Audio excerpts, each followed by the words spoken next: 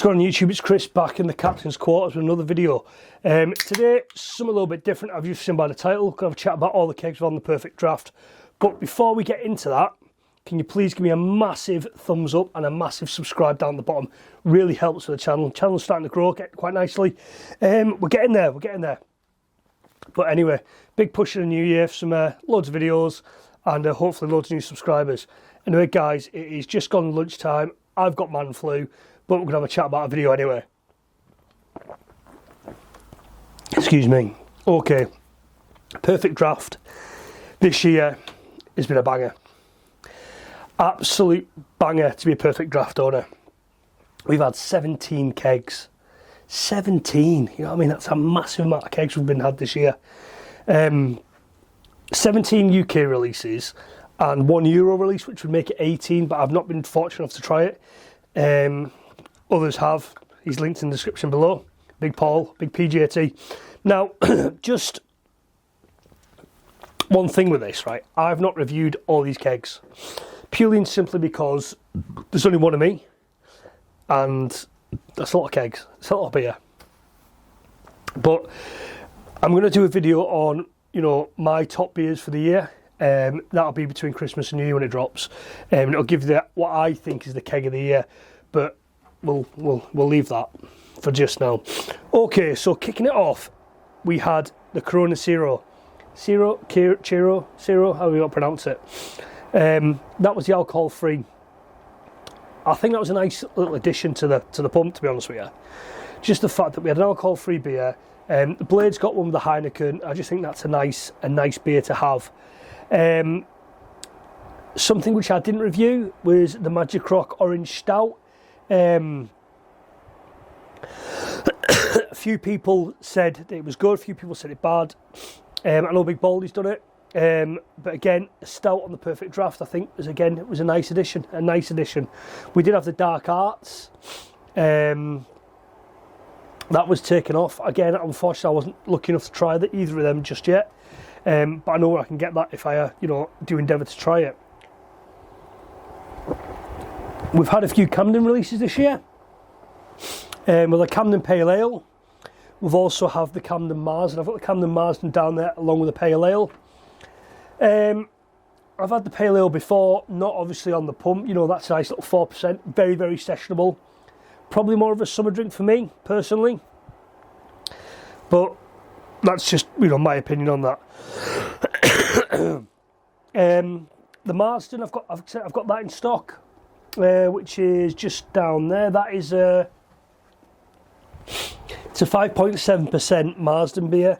Obviously, I don't hold it in regards to it's not going to be an Oktoberfest standard. It's not going to be a Lowenbrau or a Spaten Oktoberfest beer. But again, I hold high hopes for that. So I'm looking forward to giving that a go. I think probably the elephant in the room, which this year's probably been for me, the poorest keg, maybe the worst keg. I think it's probably the worst keg. Had to be, and do you know what? I feel really bad saying this because I don't mind it. A Brewdog Hopped in Harmony. That was a 4.8% IPA, and to be honest with you, I think it was probably horrendous. If I'm honest, I don't know what Brewdog were thinking releasing that. I really don't. You have to bear with me. I'm full of a cold still, but needs must getting the videos out.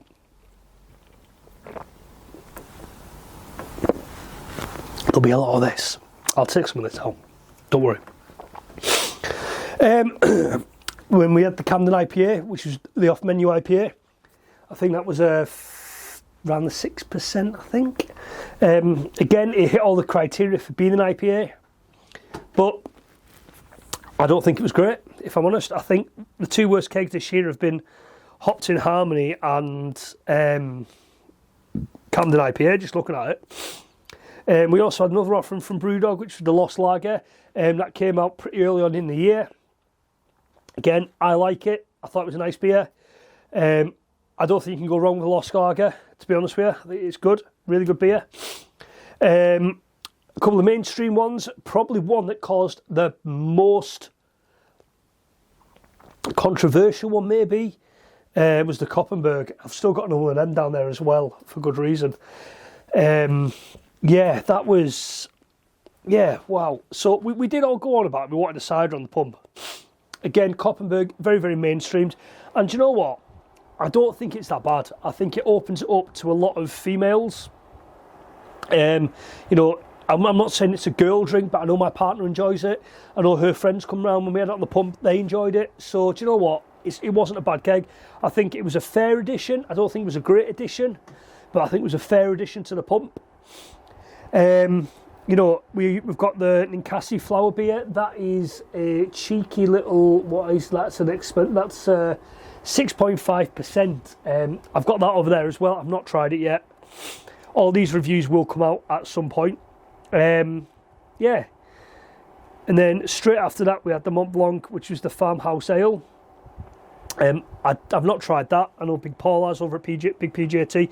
Rate My Beer, I know he's tried that. I know Simo has as well. So I'll put their links downstairs in the description, so you've got the opportunity to go and look back at their videos, see what they thought of them. Until I do the Ninkasi, obviously I can't have an opinion on it. It's not fair. So we've had a fair few. So we've had, obviously, probably one of the better kegs for me was a Frankenscanner Keller beer. I thought that was a fantastic addition to the pump. Obviously with the Royal being on there, I've done the Royal, I've got another one there. Again, that's a nice keg. And obviously the standard Frankie, really good. I think that was a great addition. It sort of gave, it's a forefront runner with Stellar Unfiltered. I think it was a nice contrast. Again, fantastic addition. And I know they do some other fantastic beers on the continent. If we could get them over here on the pump, guys, that would be amazing. Fantastic. Mau Lager, not done that. Probably not going to do it. Not for me. Standard lager. I've never had it. Don't particularly want to try it. But you never know, these things might happen. Now, something which really, really surprised me. And do you know what? I was really glad it came on. The Vocation Hop, Skipped and Juice. Wow. All I'll say is with that is just wow. It was just something that we knew there was going to be a new keg. And I think Perfect Draft did it really well. They played, dragged it out and, you know, really kept us guessing. But that was such a good addition to the pump. I couldn't rate it higher enough. Yeah, fantastic, absolutely fantastic.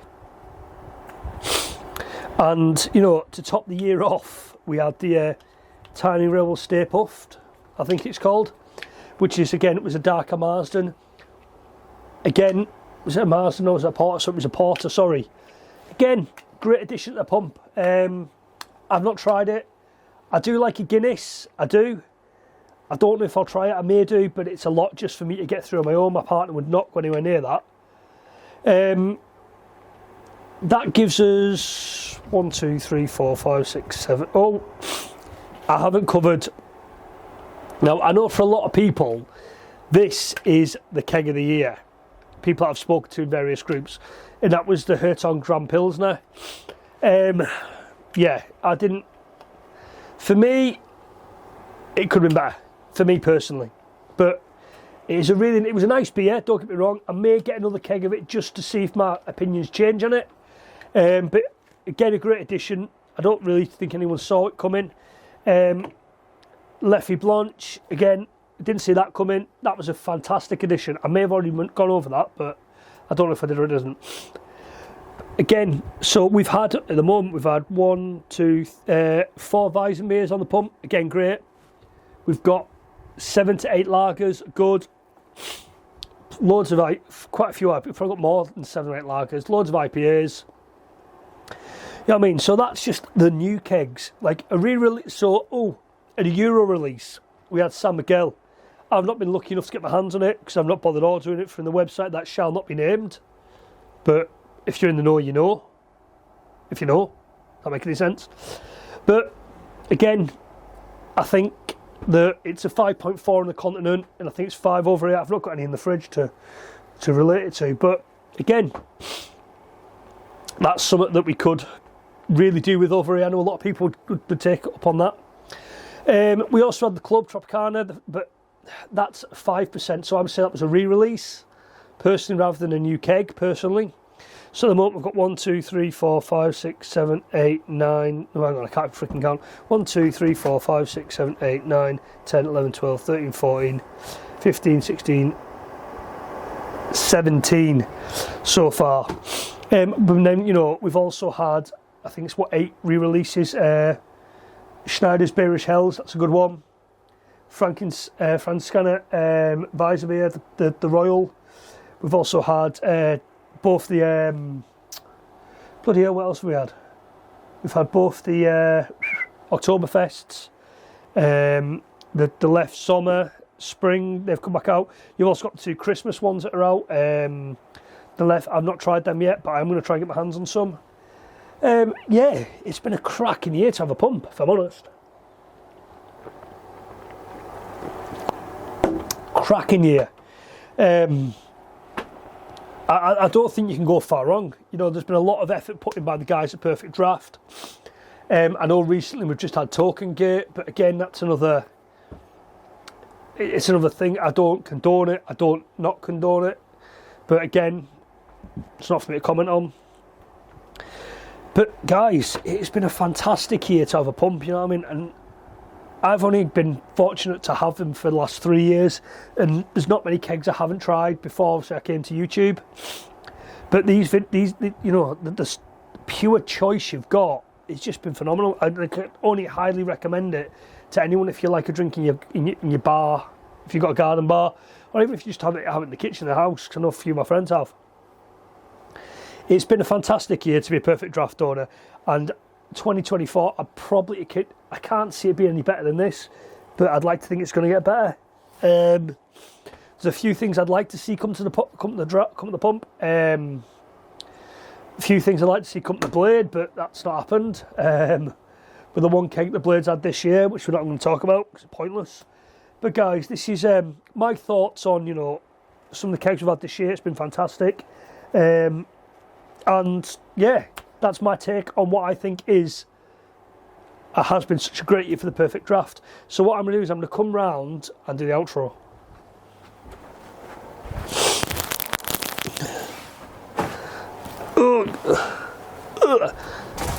So guys, as always, this is Chris in the Captain's Quarters. Thank you for taking time to watch. Please don't forget the subscribe button, and I will catch you in the next one. But as standard, peace out. Catch you next one.